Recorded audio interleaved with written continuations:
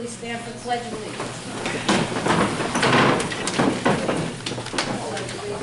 To the flag of the United States of America and to the republic for which it stands, one nation, under God, indivisible, with liberty and justice for all. At this point, if anybody has, this is our public input on agenda and non-agenda items. If anyone would like to get up to the microphone to speak, please tell us who you are and please adhere to the written rules. Okay. And now I'd like to introduce our Troy High Principal, Mr. Mariano.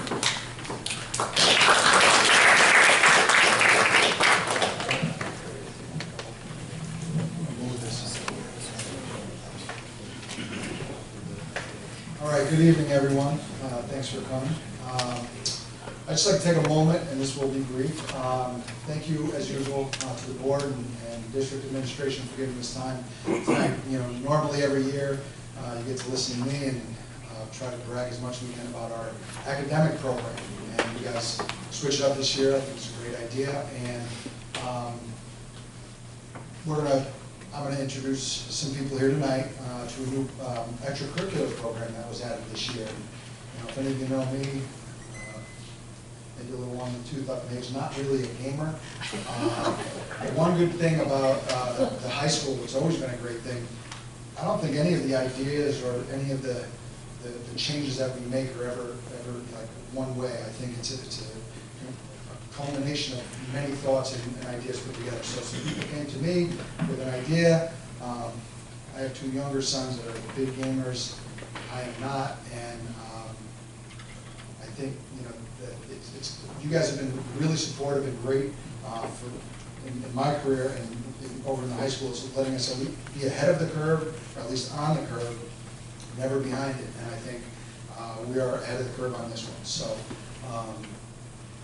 I'd like to introduce Mr. Matt Robinson, who is the administrator that is the head of our esports club, and also our coaches that are here tonight, Ms. Rose Gorman, Mr. Brad Casper, and Mr. Matt Chepkowski. So Mr. Robinson is going to take it from here. Hi everybody. For those of you that don't know, I'm Matt Robinson, assistant principal at the high school. And just to go over a little bit of the roles, what exactly you got going on here. Matt Chepkowski and Brad Casper are a teacher and a counselor in the building, and they're both what you would call esports coaches. Okay, so they coach it. Over here we have Ms. Gorman. She's kind of our college and career esports liaison, and she kind of runs the day-to-day club activities. So any event we do during the year, she runs that. Over here we have four of our seniors, all gamers.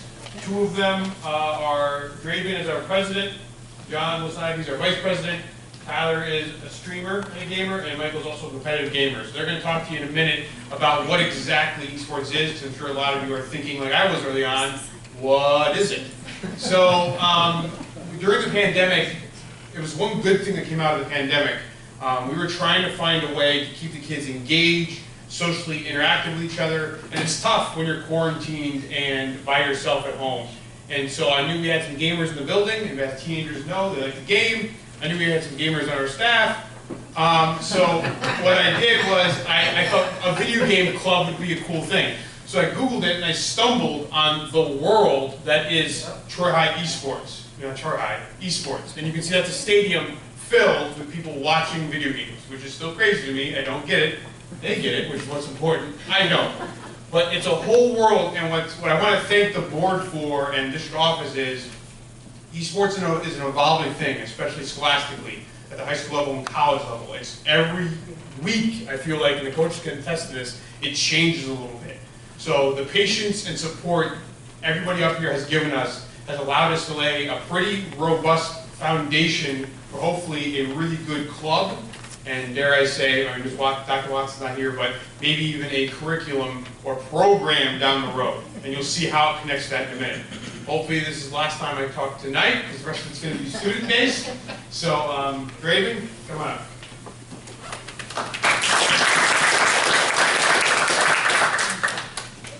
As Mr. Robinson has said, my name is Draven Cisse, and I'm the president of the Esports Club.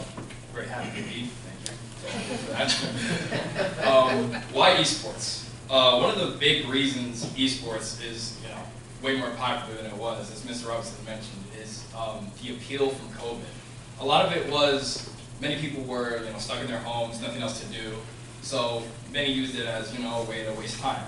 And it almost became like this massive thing, where now you have tons of people gaming as like careers and it's a whole financial basis now. So that huge group of students who tried it out is now just kind of like out there waiting for a place like the Esports Club. A lot of the events that we have at the Esports Club have been great for everybody, getting back into the swing of things with COVID. So we'll have a Wii Sports Night, a game that everybody knows or everybody's heard of to some degree, and we try to have these connections made between people you wouldn't, normally talk to. So that's like one of the big parts of the esports. Another big thing is the STEM curriculum. A lot of careers in esports have some basis in STEM. Obviously, the technology field is one of the big ones. Many gamers go on to be game developers, streamers, and just overall technology-based students. Mathematics comes in to like the advertisement part of a lot of the esports things, where they need people to run the statistics of like how many seats are we going to have in this arena, how many people are going to be here, and the esports club gets people into that, whole idea of gaming. The teamwork aspect is another big part.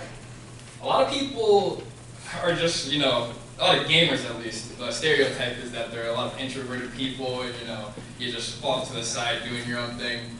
But when a lot of us get together, we actually, make connections that we normally wouldn't. I've seen people that have never talked the entire year, like joyously laughing at our esports events, and it's kind of, great to see.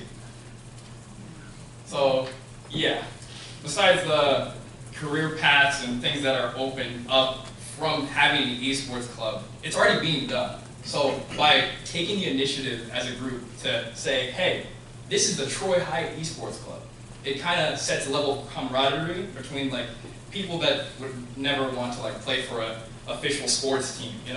It's another outlet that people can express their Troy spirit, and I think that's amazing personally. That's great.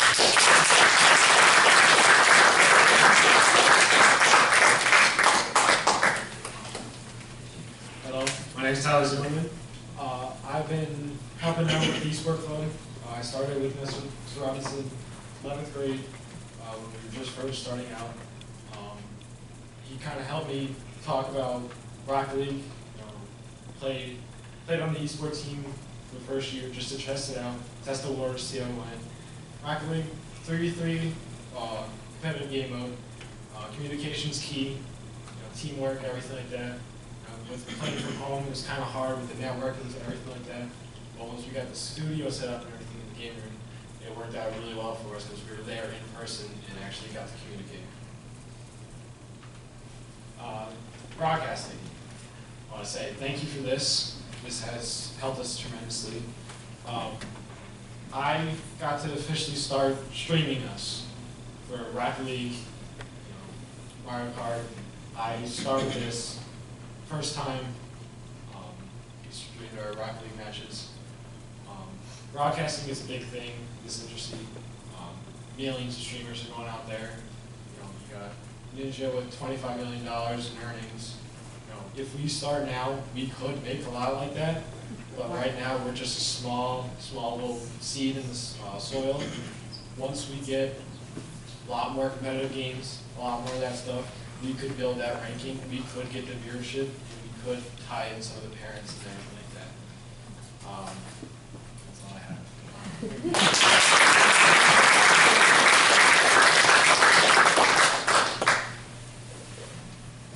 I'm John Ivey. I'm the secretary and vice president of the esports. I'm more of a antisocial, like Draven said, introvert person. So I've never really been in any clubs, but the Troy Esports Club is the best club already. We have tons of different people. We have people from other teams, like sports teams, coming to our events, playing. We had a fun movie night. And go do.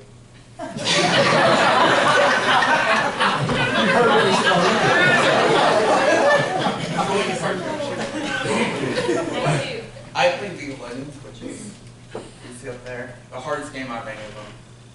Best team too. I'm the best player, obviously. I'm modest. I go to most of the meetings. I try to. If I'm not in the Twitch chat, I'm there physically. And the teams are just really fun to watch. They go from really competitive, good teamwork to just laughing. And a lot of rivalries, like Tyler and Tyler and Tyler. They're two Tylers. And I just think it's a really good opportunity for kids like me. Good chance.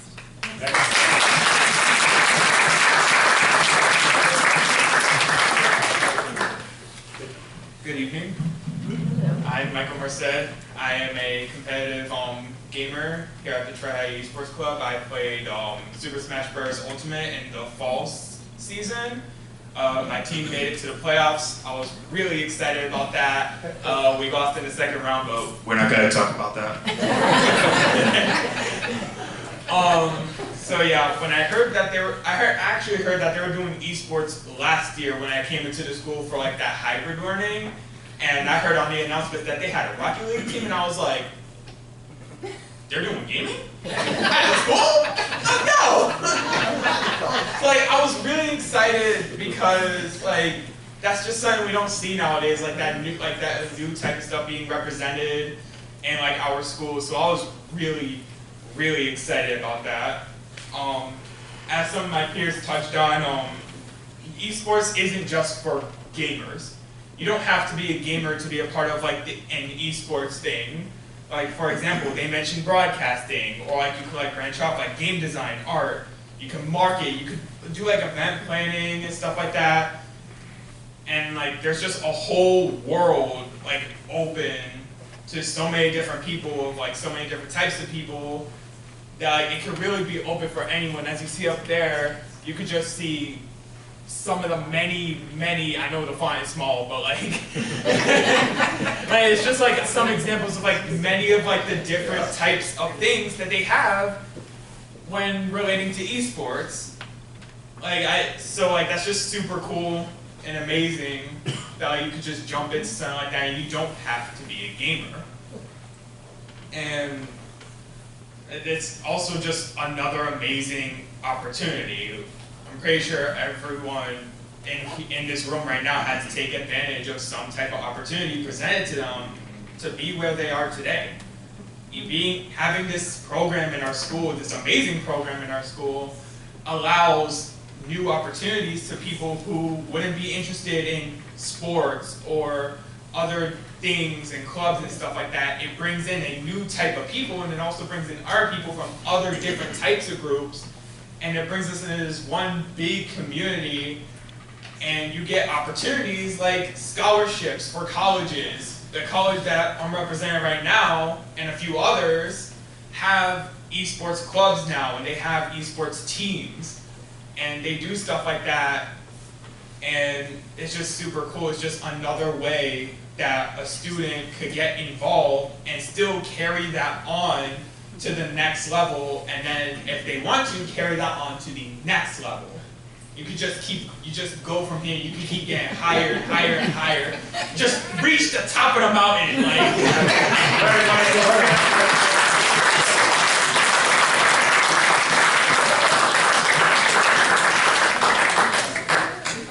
Hi everyone, thank you for having us, especially the board. It's nice to see everyone in person.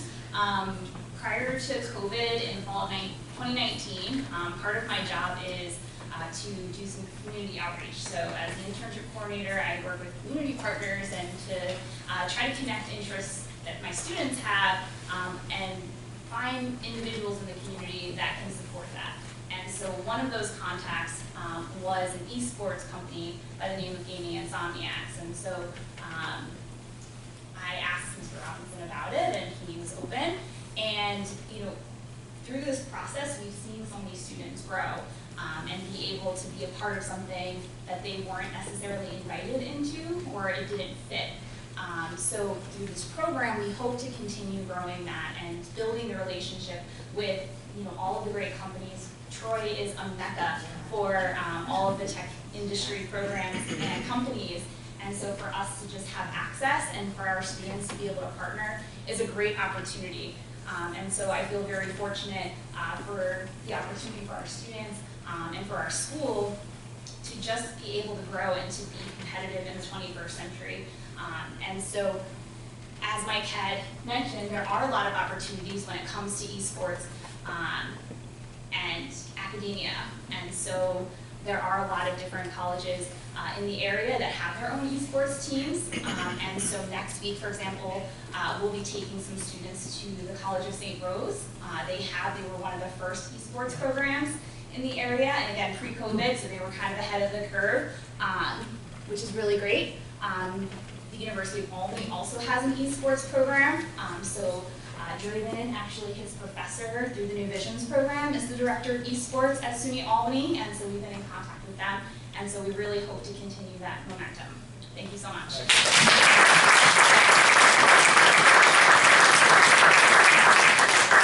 I'm just going to stay back here and trip everybody up. My name is Matt Chupkowski. I'm an esports coach. I didn't really know what that meant. You probably still don't know what it means, and I have no idea either. All I know is that the players are teaching me a lot more about the games than I know about, but that's also a huge skill and a huge advantage for them. Having the ability, as John was saying, he's an introvert, but he's coming out of his shell to teach me, a teacher, how to play a video game and the ins and outs of the game. Draven, same thing. And I think the best story I have really quickly as an anecdote is they had 4 players to play League of Legends. It's a 5-person game. They needed a 5th. A student showed up, kind of shy, lower classman, didn't really know his role, and those 2 gentlemen over there did a great job of stepping up and becoming leaders and walking Riley through the ropes of the game, letting him know it's okay if he's making mistakes. They're learning together, they're building together. To me, that's why we're doing this, because these students might not have had that outlet otherwise, and that's what makes this program a success and will continue to be successful going forward.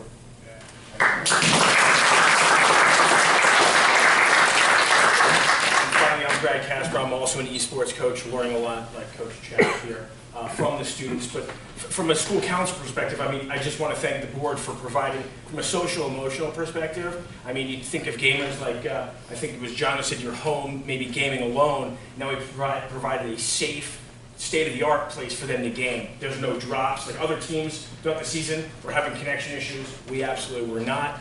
And then just, going forward, we'll share the Twitch links with you, because driving home and hearing